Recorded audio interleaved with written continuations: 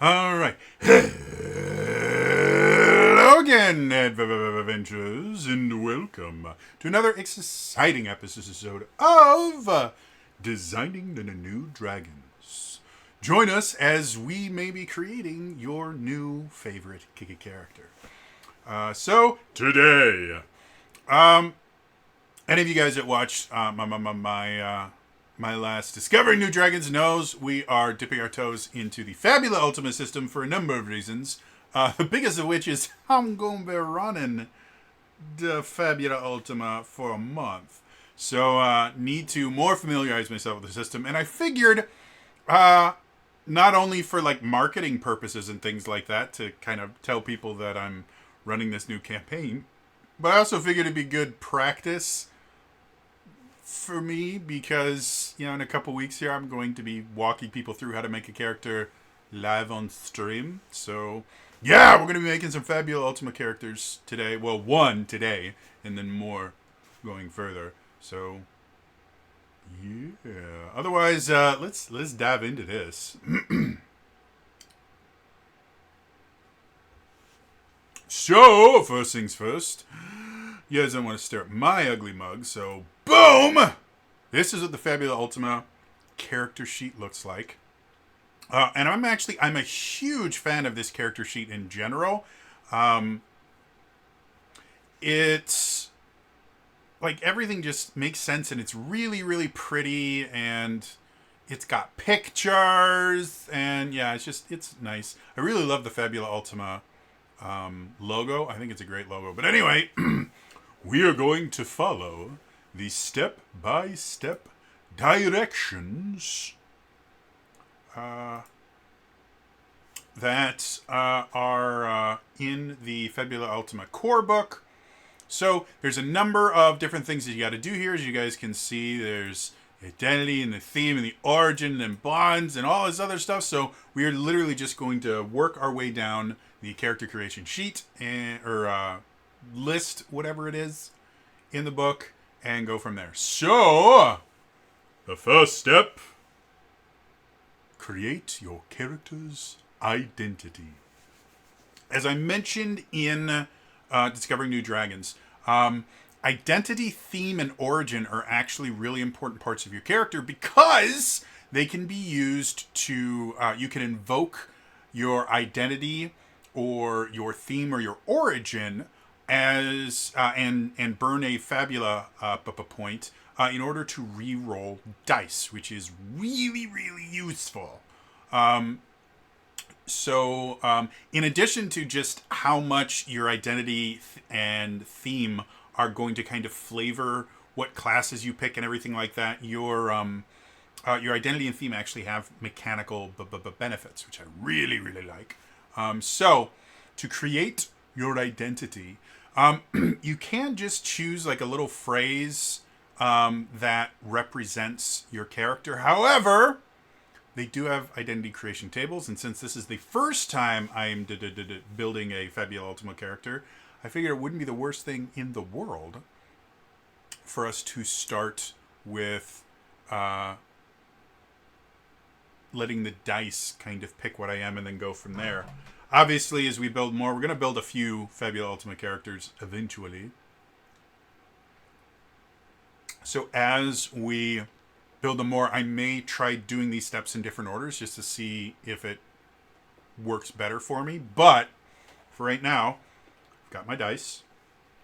And for these, for the most part, you roll a d6 and then a d20 to get a bunch of different things. So we're going to start with the...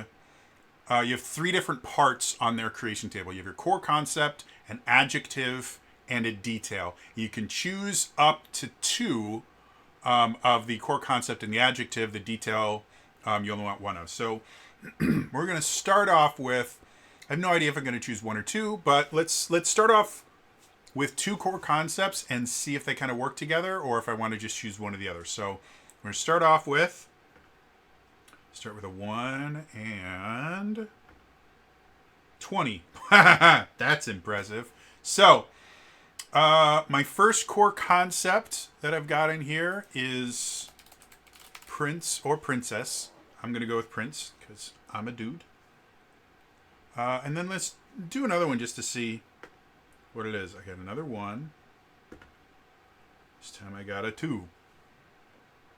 And then the other core concept I got was bounty hunter. So I'm just going to list all of these with commas separating them and in my identity space. And then after we get everything together, we'll try and kind of merge them together into something interesting. For adjectives, I think I'm going to choose 1 adjective for this. It's 4 plus... Yet another 2. So I'm going to go last. Last is my adjective. And then for my detail, I don't have to roll a d6. I just roll a d20. Totally just lost my d20. Hold, please. Ow, I just slammed it. I hope you guys watch the camera shake there, because I just slammed my head into my desk. Because I'm a moron. There we go. All right. Got it closer. Ow. That hurt. Nice thing, I've got my mic connected to a bookcase instead of my desk, so it didn't make the mic swing. So let's try this again without losing the die. I got a 10. So for 10, from the future. So, this is what I've got for my identity. I have Prince, Bounty Hunter, Last, from the future. So...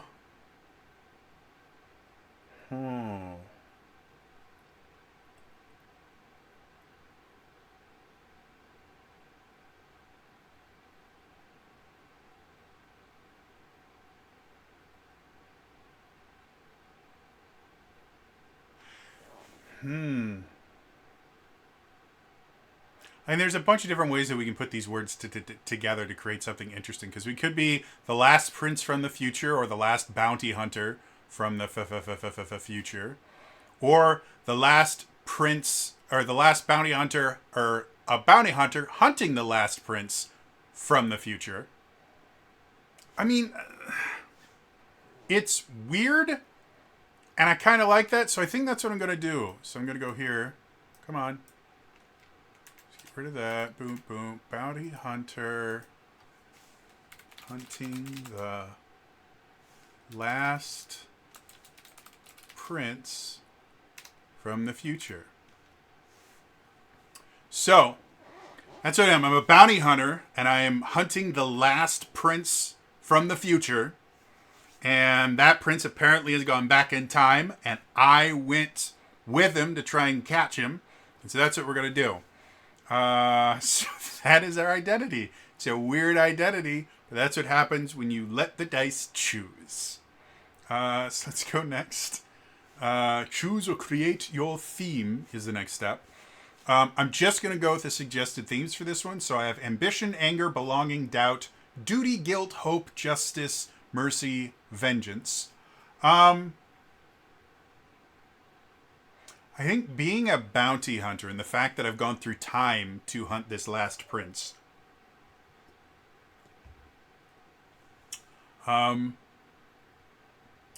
Justice could be a theme for me.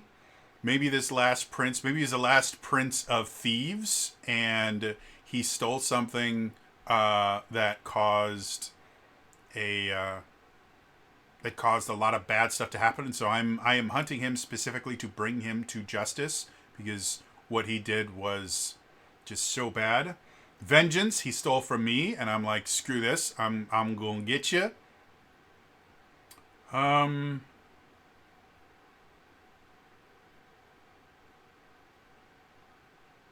think I kind of like the idea that I'm a bounty hunter for justice, just because it's a weird... So, bounty hunting in and of itself is kind of considered a less than honorable thing, because you're basically getting paid to hunt sapient beings. So having a bounty hunter that's kind of fueled by the idea of justice, and specifically going after the last prince due to justice, I think that could be kind of cool. So yeah, pretty simple right there for my theme. Finally, I need to choose or create your origin. Origin is literally just where you come from. So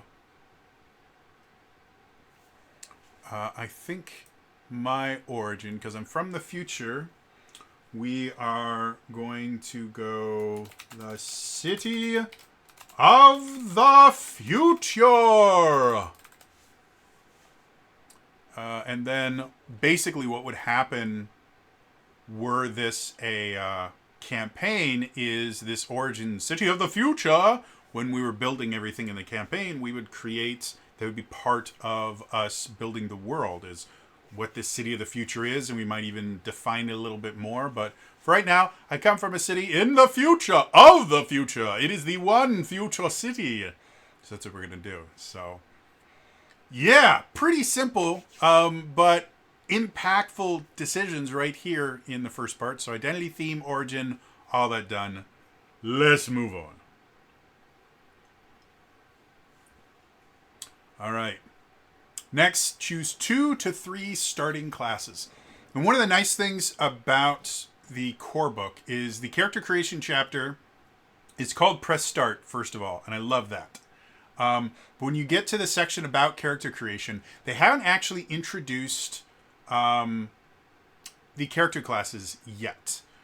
They do that directly after this. This is one of the things I like about the book. If I ever do an in-depth review of the book, it's written in a very good organization. Yeah, you know how I've talked about quite a few times, like Dungeons and Dragons does things kind of weird and backwards and doesn't introduce concepts before it has you make a character and things like that. Fabula Ultima, completely different. All the game rules happen in chapter 2. Character creation doesn't happen until chapter 3. It's really nice. But one thing they do is they give you a list of all of the character classes in the core book, and after each one, they have just a little description as to what it does. So the classes that exist in the core book are the Arcanist, which is a being that summons magical avatars of ancient godlike entities. The Chimerist, learn spells from creatures and speak with beasts. The Darkblade, unleash dark attacks and draw power from bonds. The Elementalist, wield the destructive power of the elements. Entropist, channel the dark energies of the cosmos. Fury, provoke enemies and hit harder when damaged. The Guardian, protect your allies and fight clad in heavy armor. Lore Master, be a master of knowledge and support your allies. Orator, use your words to gain allies and influence conflicts. Rogue, seize opportunities and steal unique items from enemies. Sharpshooter, excel at ranged combat and negate ranged attacks. Spiritist, support your allies with magic and cast light spells. Tinkerer, craft inventions and use inventory points in new ways. Wayfarer, be a master explorer and join forces with a loyal companion. And then Weapon Master, excel at melee combat and counter melee attacks. So those are the ones we have here.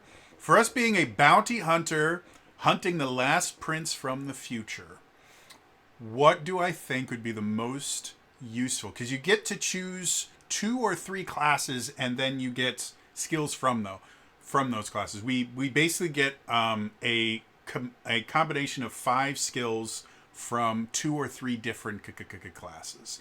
So I already know these classes pretty well because, again, I've been obsessed with this book for like 3 or 4 months now. So let's see what we have here. I think for this particular character, they're very justice focused. I kind of like the idea of the Wayfarer. If for no other reason than having a loyal companion, I think it'd be a lot of fun. And can be a nice kind of foil to the idea. Like, this bounty hunter has just gone from the future come from the future into the past. He knows nobody. So loneliness could be an incredibly difficult thing for him to deal with. But having a companion, I think, would be really cool. Now, together with the rest of your group, design. This is how Faithful Companion works for the Wayfarer, which is the ability that I'm going to take. So, together with the rest of your group, design a level 5 beast, construct, elemental, or plant creature that becomes your companion. Has no initiative, doesn't level up, and can have 2 basic attacks. Gains a bonus equal to the skill level to accuracy checks and magic checks, and the maximum hit points are equal to blah blah. There's other stuff in there. Doesn't get a turn during conflicts, but on your turn, you can use an action to have the companion perform an action.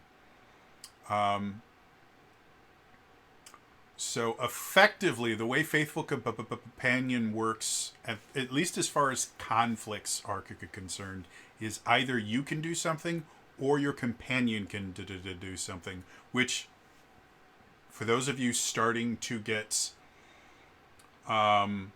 flashbacks to the original, what do you call it? The original Beastmaster Ranger of 5th edition, if I remember correctly. I'm gonna, before I do the wrong thing, okay.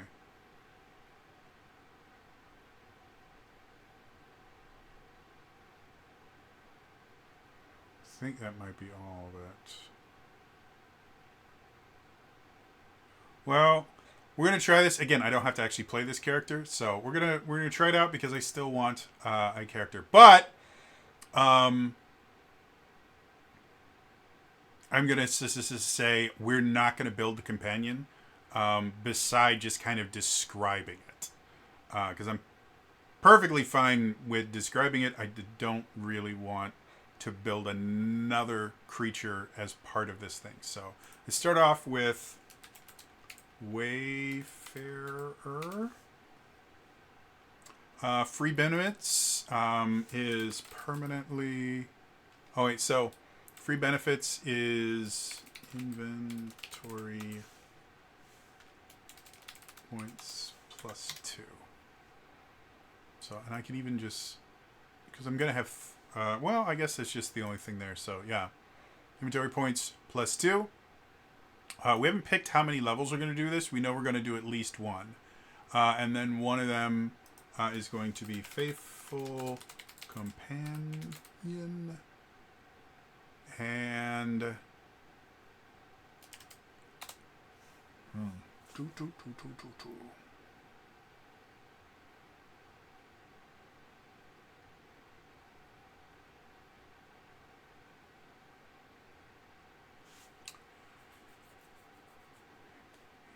And we're gonna say he's gonna be my little robot companion. Faithful Companion is a little robot companion because you can make constructs as this. So I have a little robot companion that works with me. See what else we can do for this. So the thing with the Wayfarer is they get a companion, which is cool, but they're also really travel focused, and traveling in Fabula Ultima is actually kind of a big thing. So you have things like you can recover some inventory points after each travel roll. So basically for every day you travel, you're supposed to make a travel roll. So with Resourceful, I would get extra inventory points. And as I mentioned in my review, inventory points are used for a lot of different things. I think, if I remember correctly, maybe it's not on this. No, it doesn't have it on this. I've seen some character sheets where they actually list some of the things that you can buy using inventory points. But basically, inventory points buy you. You can use them to get healing potions, magic potions. You can use it for tents things so that you can rest in the field. And then you can use it to get these things, elemental shards, which you just elemental damage and stuff like that. So And then again, anything that's basically not a weapon, you can use inventory points to create. So resourceful is kind of useful because otherwise the only way you get inventory points back is if you go to a town and you can basically buy more stuff. So that for tavern talk basically is a way for you to get more information about the place, a place that you're at anytime you rest in a tavern or an inn. Treasure hunter just lets you part of traveling is if for the travel roll, if you roll a certain number, you get what's called a discovery, which is generally something beneficial. Treasure hunter just makes you get them more often. And then well traveled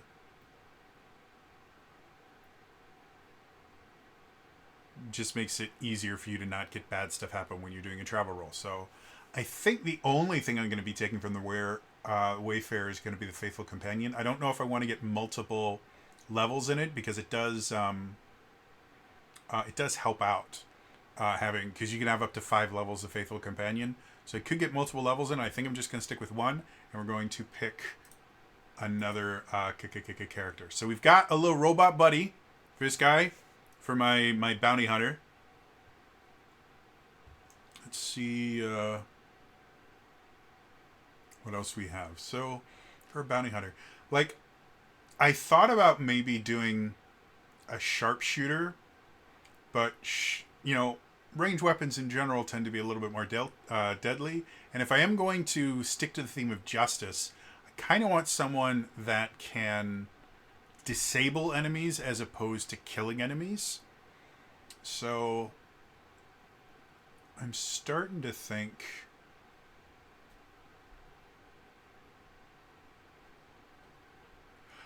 I wonder. All right, let's look at the Orator.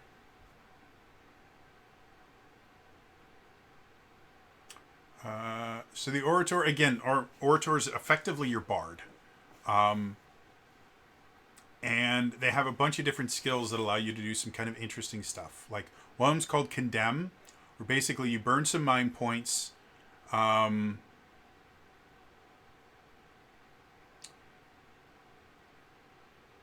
basically what happens is you burn some mind points to basically condemn them, say something bad about them. And if you succeed, they lose some mind points and suffer either the dazed or shaking condition. If you're wondering what that does, if you are dazed, that means your insight die is lowered by 1 point. So if you normally have a D8 for insight, it goes down to a D6. If you're shaken, the same thing happens, but it's to your willpower to the die. So Condemn is effectively a way to burn out their magic points, which can be very, very useful because most special abilities for monsters and enemies and things like that are going to require mind points. So being able to get rid of some of those is very, very nice. But then also it's a way to hit them with a debuff that can be very good. Insight and willpower a lot of times are used for casting spells for a lot of different things, so this makes them less powerful. That might be something that would be useful for a bounty hunter. Encourage is effectively the opposite. You can heal another character, and then you get to increase the size of one of their dice by 1 until the start of your next turn. So that one's kind of cool.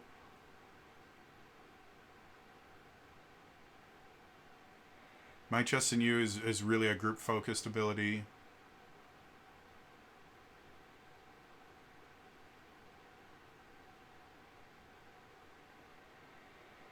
Persuasive is about clock filling,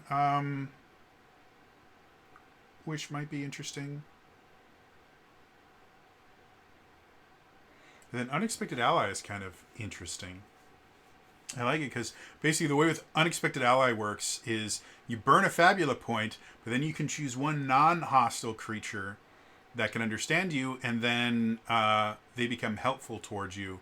So as a bounty hunter, I could basically use Unexpected Ally to get someone else to help me kind of wrangle someone in. I don't know how incredibly useful that is going to be, but I just like the idea. And I really like the idea that I want to use Orator in this some way, because when I think of Bounty Hunter, I normally think of like badass and lots of weapons and stuff like that. You know, your Boba Fett style bounty hunter, and I really like the idea that this guy is going to be a little less focused on the, the killing of everything. So I definitely want Orator. Free benefit. Basically, every time you choose a class, you add a class, you get a benefit for using that class. This one is MP plus 5. So my magic points are 5 points higher just because I have this class. And then the first thing I'm going to do is unexpected ally. And then the second thing, I want that condemn.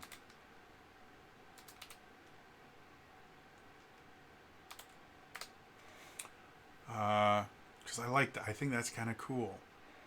So I get one more class I want. If I wanted to, I could just be a Wayfarer and Orator. And I'd have, because I spent 3 levels already. My character level right now is 5, because that's what you start with. So I could just burn my other 2 points in either Wayfarer or Orator. But I do need something that's going to give me some sort of aggressive something. And I might do Arcanist might be fun.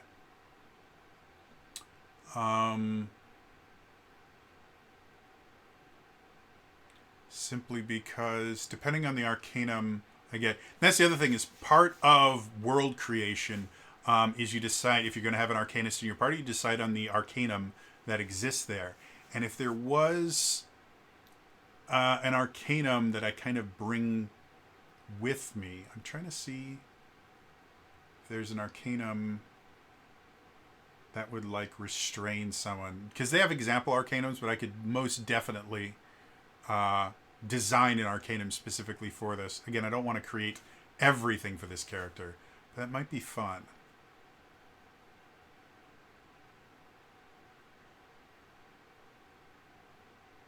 Get him with a wheel.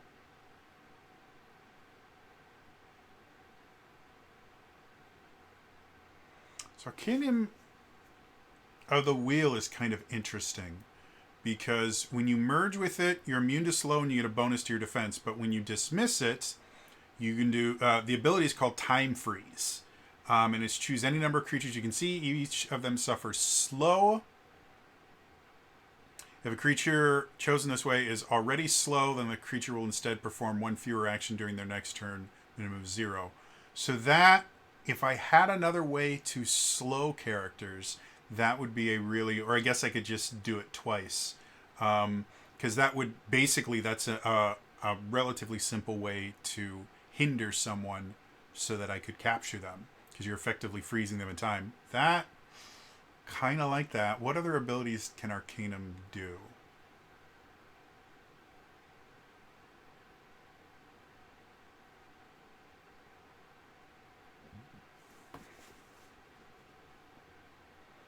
So I would need Bind and Summon, which is one of the abilities, and that lets me choose Arcanum.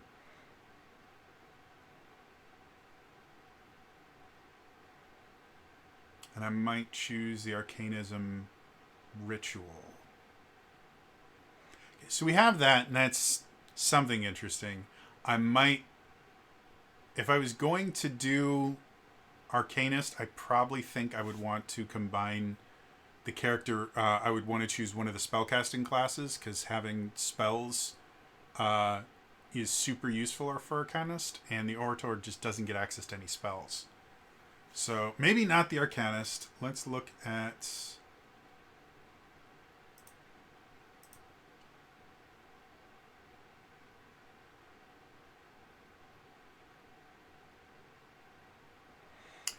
Chimerist might be interesting.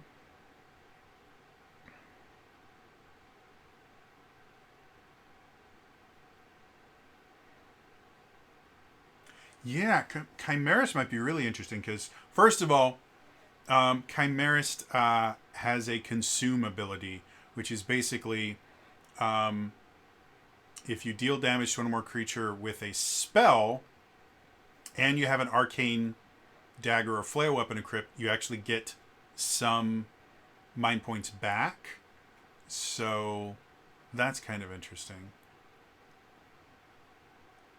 And then feral speech, you can talk with animals and a few other things. That might be cool.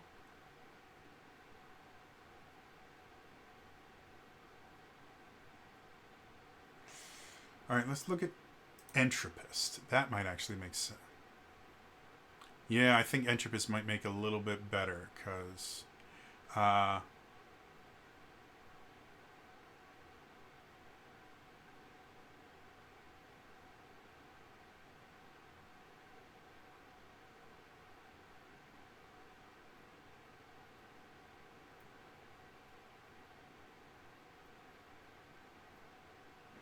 yeah, I think I like the Entropist. So, we're going to go Entropist for this. Let's get this down far enough so you guys can see it. So, Entropist. So, Entropist, the other names, because basically in the book, they'll have the name of the class, Entropist, and then they'll have this thing that says also, and it gives you other names that it might have been called in like different games and stuff like that. So for this one, Astromancer, Chaos Mage, and Gambler.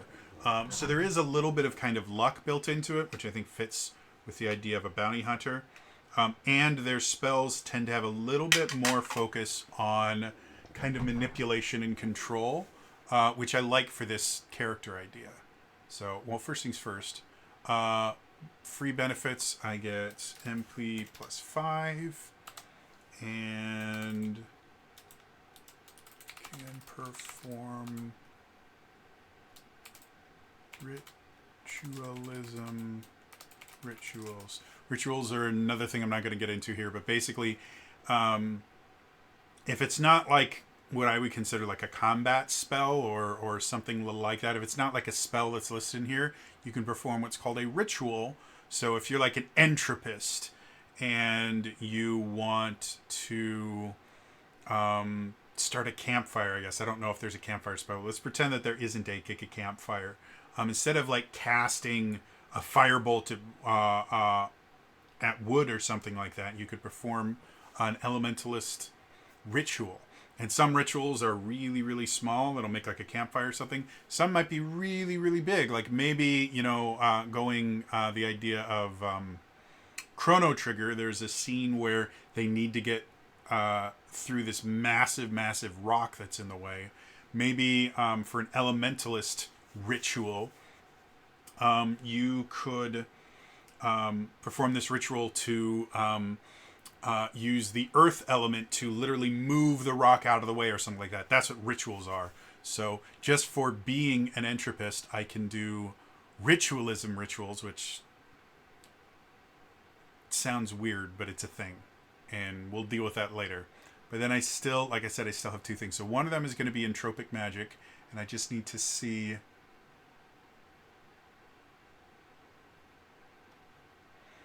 what stuff I can do. Divination might be fine. Drain Vigor, I can actually drain the life out of people. I don't think I want to do that.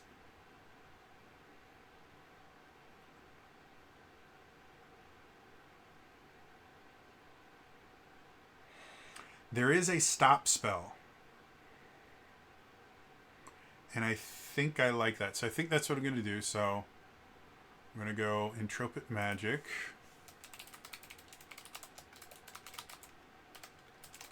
And that's going to give me the stop spell. And we'll actually be able to record what it does in just a little bit. Because if you can see, we go down here, we have Arcana and Spells. So we're going to go stop. Magic points is... oops. Magic points is 10. Targets... one creature. Duration instantaneous. And then I'm just going to copy it from here so I don't have to type things.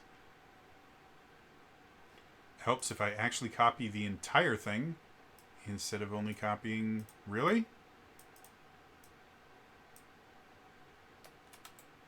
I don't know why my thing wasn't letting me. There we go. Boom, boom, boom, boom. Okay, so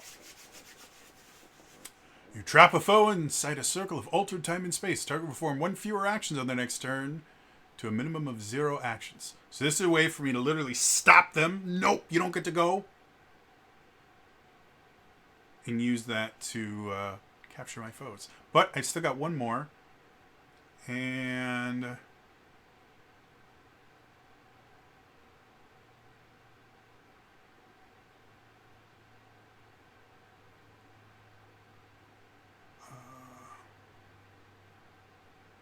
I like that. So one of the things that the Entropists can do is they can absorb magic. Because basically, if you take damage, you recover some mind points, which I think for this character would be very, very useful.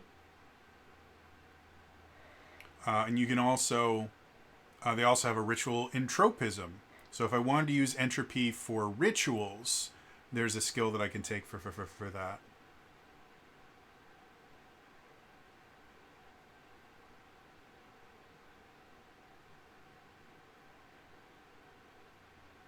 But I think the thing I want for this first level character. Yeah. From a min-maxing perspective, absorb magic points, significantly more useful. But being a wayfarer, I have extra inventory points, and I can use those to I can use those to get me more magic points. So that's not the biggest deal in the world. However, Stolen Time. So Stolen Time is an Entropist ability that lets you basically burn some mind points to either slow a creature, remove slow from a creature. One creature you see may immediately perform the equipment action for free, so effectively it allows them to change what they're doing, or choose an ally you can see who hasn't taken their turn yet, and they can take their turns immediately after you. The way that turns work in Fabula Ultima is you make an initiative check, and either the bad guys win or the players win. And whoever wins, one of their characters gets to go first, and then the bad guys go, and you go one after another, switching between the sides until everyone's had their turn. So with Stolen Time, not only can I slow people, which is useful, and there's no check on Stolen Time as far as from what I read here. There's no check or thing to happen. It just happens. I burn the spell points and they happen, compared to something like the actual stop spell that requires me to make a check to see if I beat their magic defense. So with Stolen Time, I can slow them, or I can basically kind of haste one of my allies, which is really, really useful, and I like that. So yeah, I just think from a control perspective, maybe it's not the greatest thing in the world because I already have stop, but this is the character I want to play, so I think that's cool. And I think for this, just because I can, IP +2. All right, so those are that's my character classes. Like I'm 100% done building the actual classes part of my character, which I think is pretty cool. So moving on.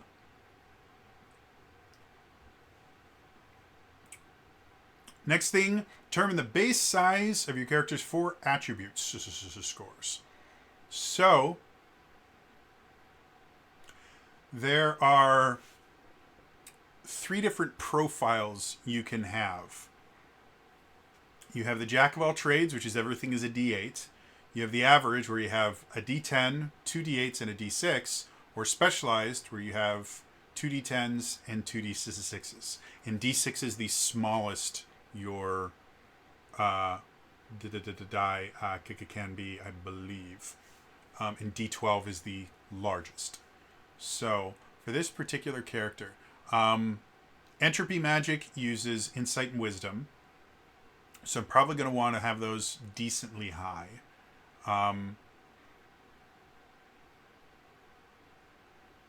So insight, just to remind everyone what all this stuff does. Dexterity measures precision, coordination, finesse, and reflexes. Insight represents observation, understanding, and reasoning. Might measures strength, resilience, and physical fortitude. Then willpower represents determination, charisma, and the ability to influence others. So for this particular character, insight is definitely going to be my highest. And willpower is probably going to be second. And I'm probably going to have dexterity third, might fourth. So I think what I want is I'm going to do the average. So it's going to be D10, D8, D8, and a D6.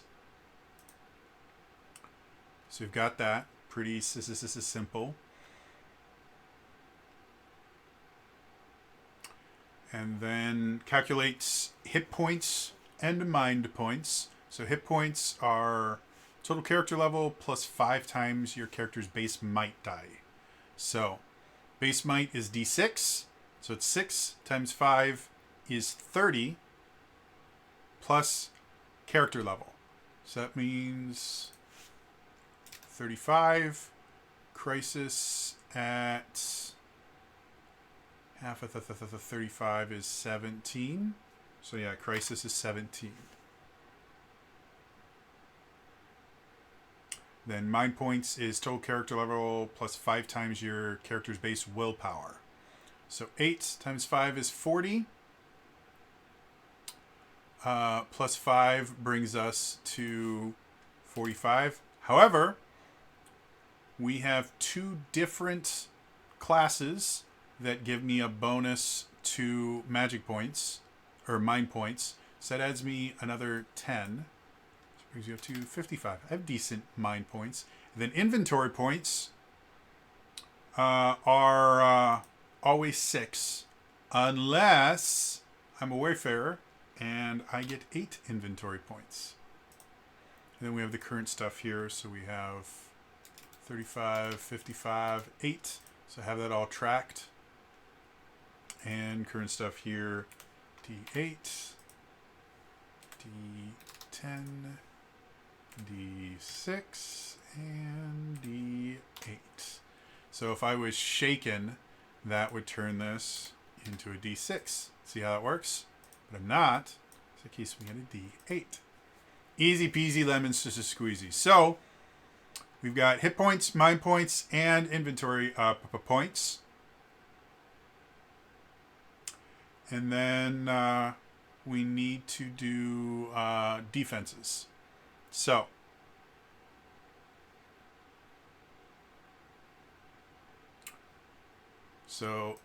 initiative modifier right now is 0. Defense is equal to current dexterity die size. So dexterity is 8, so my defense is 8. Magic is insight, so my magic defense is 10. But that thing is going to change in just a little bit because now we get to purchase our starting equipment. So let's move on to equipment.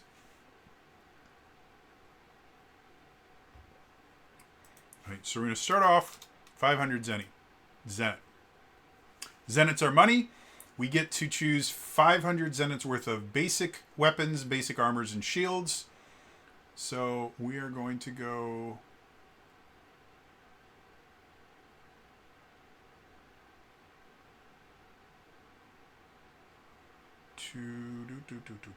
game rules, equipment. So, weapon categories.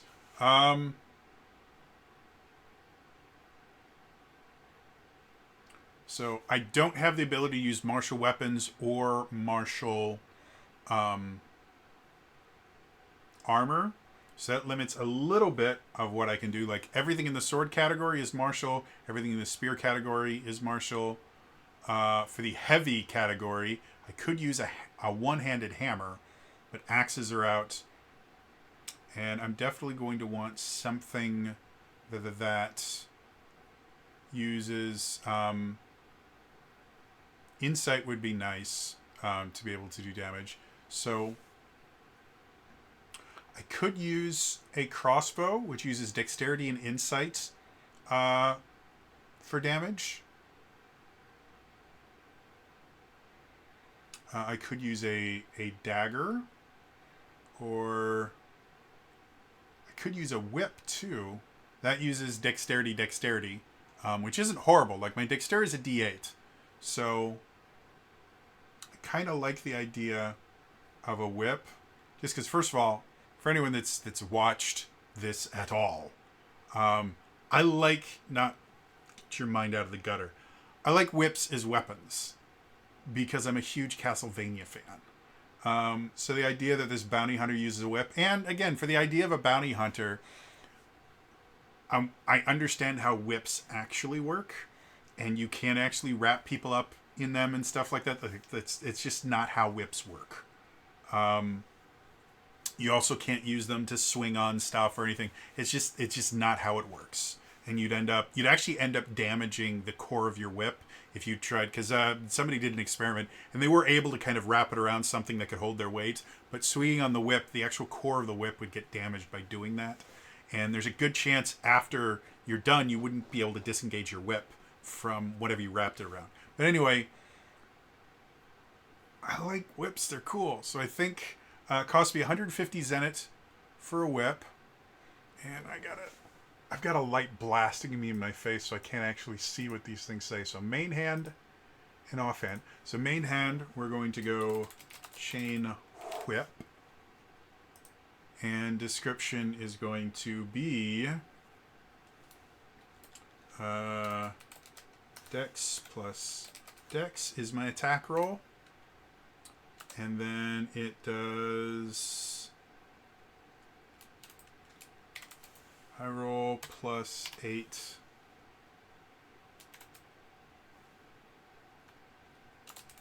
physical damage. So attack roll, damage, that's what it does.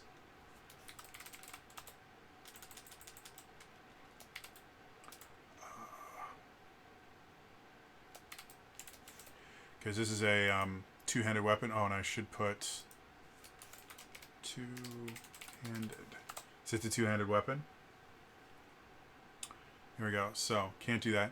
But I can still have. I don't think I can get an accessory, but I can get armor. So look at the armor I can get. And again, can't do anything martial, but could get a combat tunic, which would increase my defense and magic defense by 1. And that would kind of makes this a sense. There's also a thing called a sage robe, and that's not really how I see this particular character working. So I think I'm going to go with a combat tunic. Combat tunic. And this is defense dex plus 1, and then M defense, can't spell,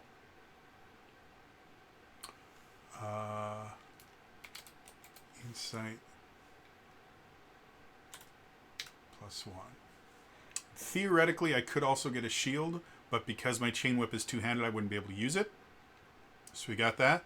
That means my defense goes up to 9.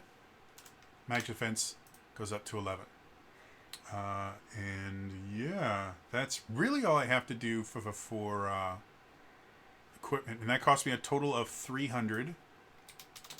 Because each of those is 150 apiece. So I still have 200 in it. However, we are not done.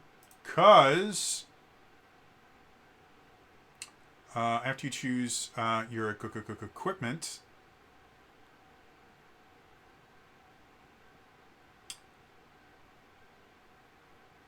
I get extra stuff, don't I? Oh, roll for initial savings. There we go. So, in addition to getting my equipment, I also have an initial savings. So I get the $200 plus I also get a little bit more. It's going to be 2d6 times 10. So that's 2. 5 is 7. So 7 times 10, an extra 70s is Zenit. So I start the game with 270 Zenit. That if I wanted to buy this is something else, I could. And then also, if I need to replenish my inventory points, that's where some of that Zenit is going to go. The final thing I get is Fabula points. We get 3 Fabula points. And, yeah, I just realized they list the basic weapons and armor right after character creation, so I didn't have to go and flip through the book again. There are other things that, again, if I wanted to min-max this, there were other ways that I could have done this that would have worked better, but I like the character I made here. I think it's interesting. So, the final thing that we need, and you can see, you can have, as you level up, you eventually master classes, and once you do, you can never have more than 3 unmastered classes, but once you start mastering classes, which is just getting that class to level 10 effectively. If you get 10 skills from any class, that class is mastered, you get a special ability related to that class, and then you can choose another new class. So, Wayfarer 1, Orator 2, Entropist 2. So we've got all that. If I wanted to, and that's what heroic skills are. If I wanted to, as you can see, I have a lot of spaces for Arcana and spells. So if I wanted to put like my Stolen Time ability, I could write it there if I didn't want to have to look it up, or the Condemn, or anything like that. I can always list that stuff here if I want to. I don't feel like it right now, and I could also just type it in here, but I don't want to. The last thing we need is a name. So, this bounty hunter from the future. Let's think of a cool, futuristic name. Let's see. Cool, futuristic name for this guy. Well, because he's from the future, his name has to start with X or have an X in it. Let's just go Xander.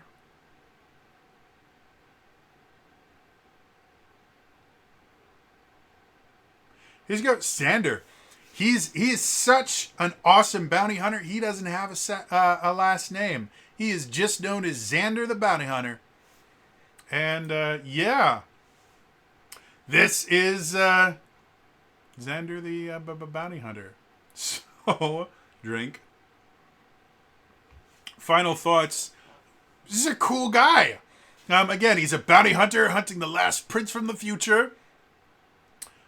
His theme is justice, and his origin, the city of the future.